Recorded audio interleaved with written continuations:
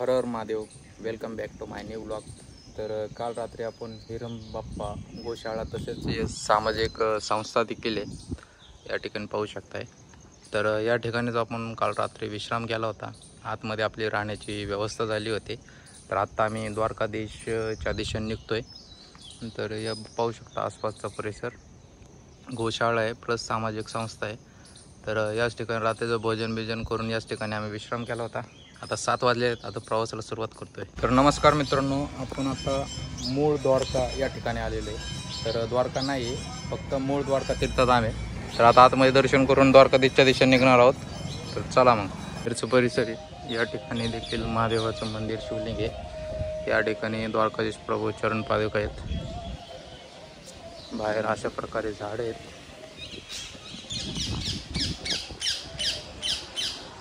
या ठिकाणी बोर्ड आहे, तुम्ही वाचू शकताय.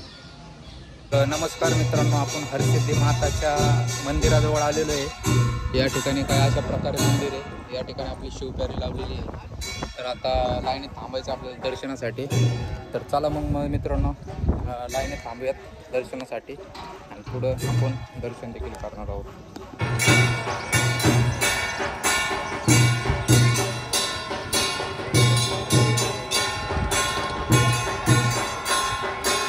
नमस्कार मित्रांनो, तर आम्ही आता द्वारकाधीश धामला जात असताना द्वारकाधीश धाम फक्त 2 किलोमीटर अंतर राहिलेले आहे. आणि या ठिकाणी आपल्या निखिलचे सायकलचं पुढचं जे रिमतले गोळे आहेत ते खराब झालेले ते वाटतं. त्यामुळं सायकल खूप वायबल होत होती.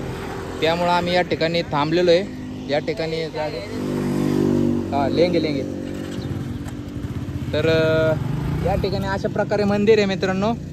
आणि आता बघतोय निखिल खोलून. तर बघूयात, आता झालं तर ठीक आहे, नाहीतर मग द्वारका नगरीमध्ये आपल्याला दुकान सापडून जाईल. त्या ठिकाणी आपण रिपेअर करू. तर त्याच्याकडे सर्व साहित्य असल्यामुळे तो आता चाक खोललेलं आहे त्यांनी. तर बघूयात आता नीट होते का नाही. तर मित्रांनो, द्वारकामध्ये पोहोचलेलो आहे आपण द्वारकाधीश धामला.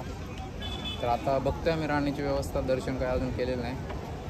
दर्शन बघूयात सकाळी किंवा 9ला तर दुकान बंद होते. त्या हिशोबाने बघूयात. ठिकाणचा अशा प्रकारे काय नजारा आहे, पाहू शकताय.